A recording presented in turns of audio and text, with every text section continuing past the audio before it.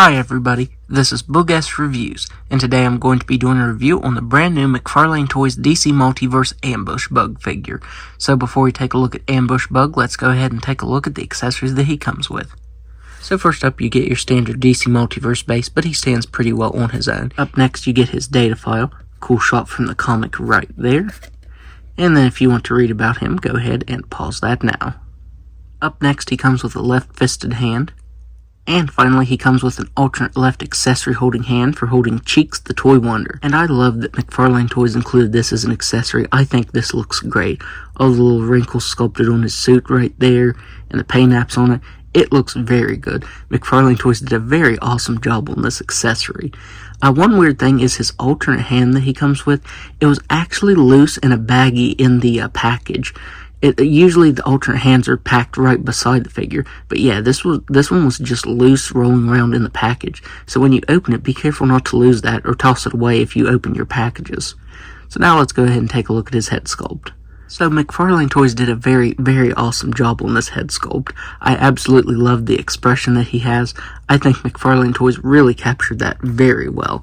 If you look at the art on his card, I think it looks just like that. The paint there on the eyes and everything. I just really love this head sculpt. McFarlane Toys really captured the way he acts very well with this head sculpt. The antennas here, they do feel pretty brittle. Like if you dropped him on his head, they feel like they might break. So definitely be careful with that. This body mold is a reuse from the John Kent figure, and that doesn't bother me for the most part. I think the kind of lean, kind of muscular look of this body mold really suits Ambush Bug. The one part that does bother me, though, is right here around the neck. Because if you look, you can see where the cutout for his suit is, and they left that on this one. The one thing that I am happy about is they did give us new lower calves right here, because you can see that this one had a cut for his boot, and this one is completely smooth. So I am happy that we did get some new lower legs right here, but you still get the same shoulder pieces, where you get the sculpted line right there. It's really not too noticeable, though. On this one, of course, it is because it's a different color, but since he's all one color, I feel like it's really not as noticeable. So if you have any of the figures that use the John Kent body mold, then you'll pretty much know what to expect from this one. The one weird thing is mine's torso keeps kind of angling like that. No matter how many times I reposition it to where it should be, it always eventually just drifts back to the way it was. The diaper piece here is a little bunched up. In the package, this was tucked underneath the joint, so that's why it's bunched up. I need to heat it up. Once I heat it up, that should straighten it out. Another gripe that I have is the butterfly joints on this one feel really loose compared to the other figures I have that use this body mold. You can see that the butterfly joints move with hardly any pressure applied to them. They do roll around pretty freely. So yeah, that is pretty weird because I haven't encountered that issue on any of the other figures that use the John Kent body mold.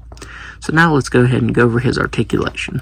So he has a ball jointed head that can look up just about all the way. He can look down all the way. He can move his head side to side very nicely. He has ball-jointed shoulders that can move all the way out. He has butterfly joints that are very loose. They just want to shift all the way around on this figure. He has a swiveled bicep, double-jointed elbows that can bend in all the way, wrists that can move up and down and spin all the way around, a ball-jointed diaphragm and waist that can move back all the way. He can crunch forward actually a pretty nice amount. He can move side to side up here very nicely. And down here at the waist, it doesn't want to move side to side as much. It does feel like it's catching, so I'm wondering if it's a weird shaped joint down in here. Yeah, because it doesn't feel like it wants to move as smoothly as up here in his diaphragm joint. He has hips that can do a complete split. He can kick forward that far. He can kick back all the way. He has a very nice thigh swivel. Double jointed knee that can move back that far. And I'm just noticing a scuff on this one's thigh. I didn't notice that when I took that out of the package. That's weird because this figure is just cast in this green color, so I don't know why he'd have this little black spot right here. That's odd. He has ankles that can move down all the way, up all the way, spin all the way around, and toe articulation that can move up all the way. So now, let's do some size comparisons. So first up, here he is next to John Kent. Here he is next to Nightfall Batman. Here he is next to Smiley Superman. Here he is next to Wonder Woman. And finally, here he is next to Platinum Captain Carrot. So overall, I would highly recommend picking this up because this is a very fantastic figure. It's really minimal, but I mean for Ambush Bug you really don't need a bunch of accessories. I do wish we would have gotten some more alternate hands because I think it was the Jim Gordon figure, the Batman Jim Gordon figure came with a bunch of alternate hands and it used this body mold as well. So it would have been nice if they would have thrown those hands in recolored. But other than that, I think this is a really cool figure. I remember when this line first started, I said I wish McFarlane Toys would make an Ambush Bug figure, but it would never happen during this line.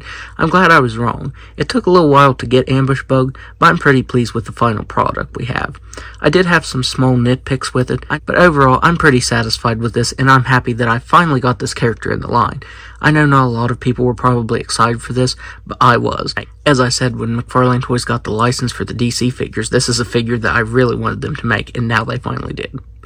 So that's my review. If you like this review, be sure to hit the like button and subscribe to my channel. Thanks for watching.